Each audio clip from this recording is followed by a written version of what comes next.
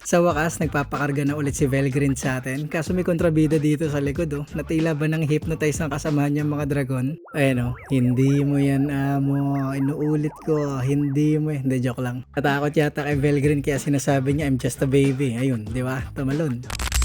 For today, magpapakita ang gilas na naman yung mga dragon natin. Pero kita nyo ba yung mga background sa enclosure nila? Tanggal-tanggal na oh, grabe. Ilang beses ko na kinabit ulit yan kaso nalalaglag talaga eh. Huwag na natin ibalik. Baka maipit pa sila pag nalaglag eh. So gawin lang natin kagaya na kay Veldor yung background nila no. Dito muna tayo kay Velgrind. Hindi na to masyadong galit, legit.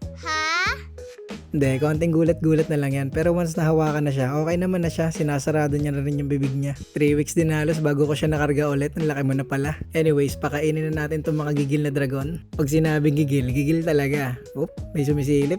Pas.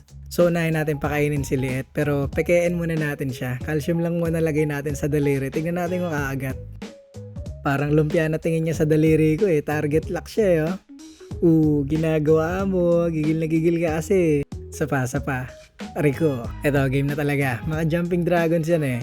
Boom, panis. Sapa, talon mo, Liet. Upos. Yan, lakas tumalon ah. Balik ka rito sa enclosure mo. Tila ka tulig eh. Grabe nakakatuwa pag ganito kalakas yung appetite nila, no? Talaga namang sugod na sugod eh. Kaya halos kakashed lang, pre-shed na naman eh. Oh. Lalaki na naman eh. Dito naman tayo kay Milim. Medyo nakakatakot na to kasi talagang agresibo eh. Oh. Ang bilis pang umuya, akala mo maubusan. Tumatalon din yan, oh. Bang, grabe.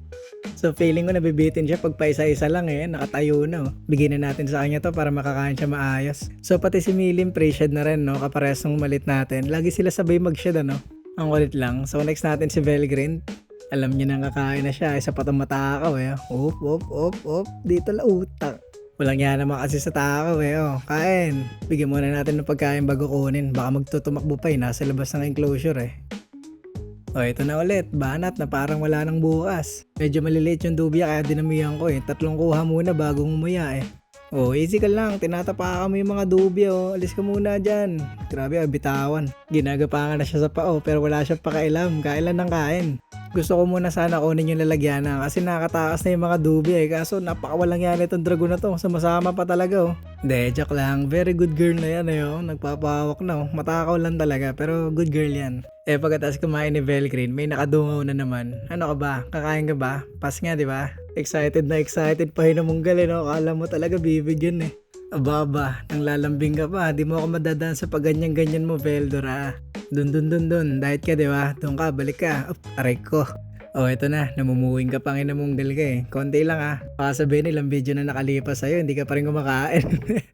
Wawa ka naman. So last feeding na to kay Veldor ah. Next upload natin, try natin yung mga background na maliliit kagaya ng kay Veldor ah, okay? Yan na lang din muna for today mga Lodi. Bye-bye.